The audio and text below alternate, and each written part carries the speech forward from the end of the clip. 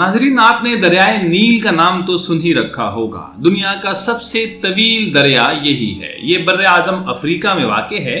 یہ دو دریاؤں سے مل کر بنتا ہے، جن میں سے ایک ہے نیل ابیض اور دوسرا ہے نیل ازرق۔ نیل ابیض وسطی افریقہ میں عظیم جھیلوں کے علاقے میں جنوبی روانڈا سے نکلتا ہے اور شمال کی جانب تنزانیہ، یوگینڈا اور جنوبی سوڈان سے گزرتا ہے، جبکہ نیل ازرق ایتھوپیا میں جھیل ٹانا سے شروع ہوتا ہوا جنوب مشرق کی سمت سفر کرتے ہوئے سوڈان سے گزرتا ہے۔ یہ دونوں دریا سوڈان کے دارالحکومت خرطوم کے قریب آپس میں مل جاتے ہیں اور وہاں دریائے نیل بنتا ہے۔ ناظرین، کیا آپ کو معلوم ہے کہ دریائے نیل پر ایک ایسا وقت بھی گزرا ہے کہ جس میں یہ ہر سال خشک ہو جایا کرتا تھا اور پھر اس کو دوبارہ جاری کرنے کے لیے ایک عجیب رسم دی جاتی تھی؟ اور وہ رسم کیا ہوتی تھی؟ آئیے آج کی ویڈیو میں ہم آپ کو اس کے بارے میں بتاتے ہیں اور آپ کو ایک اور بات بھی بتاتے ہیں کہ آخر دریائے نیل پھر دوبارہ کبھی خشک کیوں نہ ہوا اور ایسا کون سا واقعہ پیش آیا تھا۔ آپ جان کر حیران ہوں گے کہ حضرت عمر فاروق کے دور میں ایک ایسا واقعہ بھی پیش آیا کہ جس کے بعد دریائے نیل کبھی دوبارہ خشک نہ ہوا۔ آئیے چلتے ہیں اس واقعے کی طرف۔ روایت ہے کہ امیر المؤمنین حضرت عمر فاروق رضی اللہ تعالیٰ عنہ کے دور خلافت میں ایک مرتبہ مصر کا دریائے نیل خشک ہو گیا۔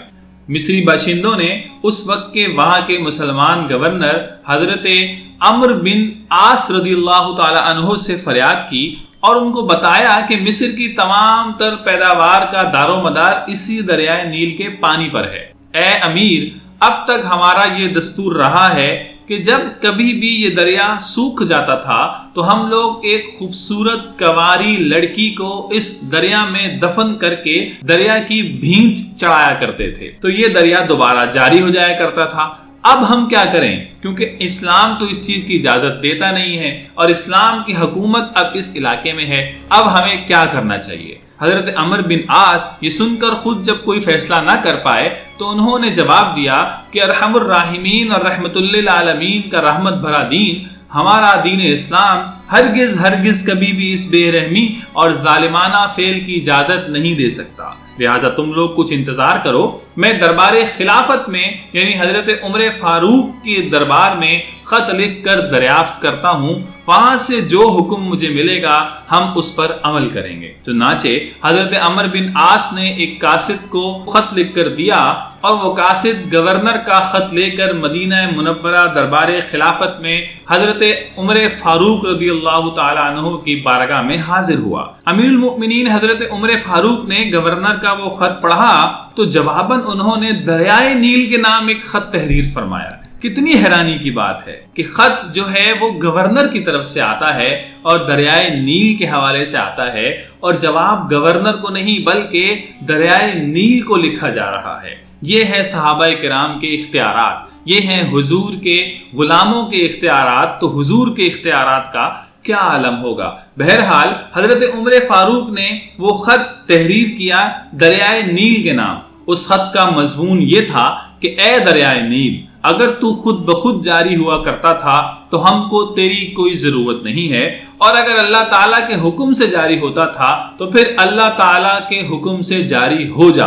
امیر المؤمنین نے یہ خط لکھ کر قاصد کے حوالے کر دیا اور حکم دیا کہ میرے اس خط کو دریائے نیل میں دفن کر دو۔ چنانچہ قاصد وہ خط لے کر گورنر کے پاس پہنچا اور گورنر یعنی حضرت عمرو بن عاص نے اس خط کو حضرت عمر فاروق کے حکم کے مطابق دریائے نیل کی خشک ریت میں دفن کر دیا۔ اب وہاں کے لوگ حیران تھے کہ پہلے ہمیشہ ایک کنواری لڑکی کو زندہ دفن کیا جاتا تھا، بھینت چڑھایا جاتا تھا، لیکن اب اس خالی ایک خط سے کیا ہو جائے گا؟ لیکن خدا کی شان کہ جیسے ہی امیر المؤمنین رضی اللہ تعالی عنہ کا خط دریا میں دفن کیا گیا، فوراً ہی دریا جاری ہو گیا، اور وہ دن ہے اور آج کا دن ہے کہ اس کے بعد کبھی بھی دریائے نیل خشک نہ ہوا۔ تو ناظرین، آپ دیکھ سکتے ہیں کہ کس طرح اللہ تعالیٰ کے نبی کے غلاموں کی پانیوں کے اوپر کیسی حکومت ہے، اور دریاؤں کی روانی بھی آپ کی حکم کے مطابق دوبارہ چل پڑتی ہے۔ اللہ تعالیٰ سے دعا ہے کہ ہمیں ان ہستیوں کی عزت توقیر اور ان سے محبت کرنے کی توفیق نصیب فرمائے۔ اگر آپ کو یہ ویڈیو پسند آئی ہو تو اس کو ضرور لائک کیجئے، شیئر بھی کیجئے اور کمنٹس میں ہمیں ضرور اس حوالے سے بتائیے۔ اور اگر آپ نے ہمارے چینل کو اب تک سبسکرائب نہیں کیا ہے تو اس کو سبسکرائب بھی کر لیجئے اور بیل آئیکن بھی دبا دیجئے تاکہ اس طرح کی بہترین اور معلوماتی ویڈیوز آپ تک بر وقت ہم پہنچا سکیں۔